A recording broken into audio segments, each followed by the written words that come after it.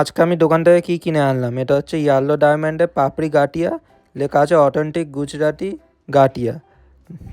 এটা মনে হয় চায়ের সাথে ফটো আছে, তাই মনে হয় চায়ের সাথে খেতে হয়, কিন্তু আমি তো এইসব গাটিয়া টাইপের জিনিস সব এমনিই খাই, পাপড়ি টাইপের, মানে ওই সব চানাচুটা যেসব পাপড়ি দেয় না, সেটাই হচ্ছে, সেটাকে পাপড়ি গাটিয়া বলে জানতাম না এতদিন, শুধু পাপড়ি বলে জানতাম। এবার এটা খুলে দেখি কেমন লাগে। এটা হচ্ছে 5 টাকার প্যাক আর 25 গ্রাম আছে।